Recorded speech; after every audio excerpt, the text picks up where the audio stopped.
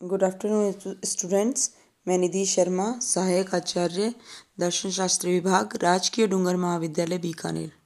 मैंने अपने पूर्व वीडियो में आप लोगों को स्पिनोजा के जो द्रव्य संबंधी विचार है कि द्रव्य संख्यात्मक दृष्टि से क्या है, उसका स्वरूप क्या है, उसकी क्या विशेषताएं, इसके बारे में चर्चा की थी। अब मैं आप लोगों को द्रव्य ईश्वर के जो 3 रूप है उसके बारे में बतलाऊंगी। स्पिनोजा के अनुसार द्रव्य के 3 रूप है: विश्व रूप, विश्वात्म रूप, पर रूप। सबसे पहले हम चर्चा करेंगे विश्व रूप की, जिसे नेचुरा नेचुराटा भी कहा जाता है। स्पिनोजा के अनुसार जो ईश्वर का विश्व रूप है, इसमें आत्मा और भौतिक पदार्थों के समुच्चय को विश्व कहा जाता है। इसमें आत्मा और भौतिक पदार्थ दोनों का कॉम्बिनेशन हो, दोनों का समन्वय हो। जब हम द्रव्य को आत्मा या भौतिक वस्तुओं के रूप में देखते हैं तो वह विश्व रूप कहा जाता है। इसे निष्क्रिय प्रकृति या तुला प्रकृति भी कहा जाता है। जैसे मानवीय शरीर है, इसमें आत्मा भी है, भौतिक शरीर भी हो गया, तो हमारा कॉम्बिनेशन हो गया। तो इस संसार के जितने भी आत्मा और भौतिक पदार्थ के समुच्चय वो विश्व रूप हो गए। अब है विश्वात्मा रूप, नेचुरा नेचुरन्स। स्पिनोजा के अनुसार जब द्रव्य को आत्मा या भौतिक वस्तुओं पर्यायों के रूप में न देखकर चैतन्य तथा विस्तार गुणों की दृष्टि से देखते हैं, अर्थात जब आत्मा और भौतिक वस्तु जिसे विश्व रूप में देखा था ऊपर, उसे तो पर्याय रूप बोलते हैं। जब हम इस संपूर्ण संसार को, इस द्रव्य को गुणों की दृष्टि से देखते हैं, मतलब चैतन्य और विस्तार की दृष्टि से देखते हैं, तो उसे विश्वात्म रूप कहते हैं। इस रूप को मूला प्रकृति या सक्रिय प्रकृति भी कहा जाता है। तीसरा है पर रूप। स्पिनोजा के अनुसार जब हम देखते हैं कि द्रव्य ईश्वर को पर्याय गुणों की दृष्टि से न देखकर हम शुद्ध द्रव्य की दृष्टि से देखते हैं कि जो मूल रूप में द्रव्य है, तो वह पर रूप कहा जाता है, क्योंकि उसका रूप निर्गुण और अनिर्वचनीय होता है। इस प्रकार हम देखते हैं कि स्पिनोजा एक ही परम सत्ता को स्वीकार करते हैं, उसे द्रव्य, ईश्वर, प्रकृति, इन सब नामों से भीत करते हैं।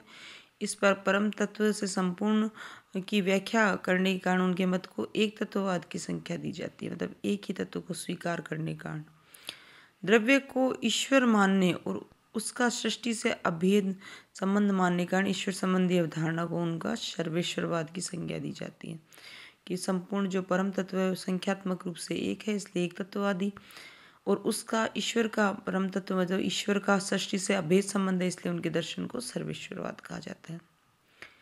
अब हम बात करते हैं ईश्वर और जगत का संबंध क्या है, the relation between God and word according to Spinoza. Spinoza द्रव्य, ईश्वर, प्रकृति, जगत आदि शब्दों का प्रयोग एक ही परम सत्ता के लिए करते हैं।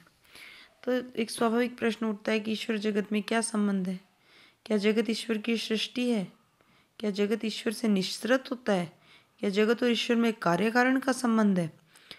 इन सभी प्रश्नों का उत्तर देते हुए स्पिनोजा कहते हैं कि जगत और ईश्वर के संबंध को हम इस तरीके से आइडेंटिफाई कर सकते हैं कि जगत है वो ईश्वर की सृष्टि नहीं हो सकता, क्योंकि सृष्टि के लिए तो इच्छा प्रयोजन की आवश्यकता होती है, जबकि ईश्वर तो आप्त काम है, उसकी कोई इच्छा कोई प्रयोजन शेष ही नहीं है, इसलिए जगत ईश्वर की सृष्टि हो ही नहीं सकता। स्पिनोजा जगत को ईश्वर से निःसृत भी नहीं मानते, क्योंकि निःसरण के लिए भी ईश्वर के बाहर रिक्त स्थान आवश्यक है। भाई ईश्वर से पृथक, ईश्वर से बाहर कुछ ऐसी खाली जगह होनी चाहिए ना, जिससे वो निस्सरित हो, निकल के कुछ बाहर आए। तो ऐसा रिक्त स्थान है ही नहीं, परंतु ईश्वर के बाहर कोई रिक्त स्थान नहीं है, वह सभी जगह व्याप्त है। इस प्रकार जगत ईश्वर का निस्सरण भी नहीं हो सकता।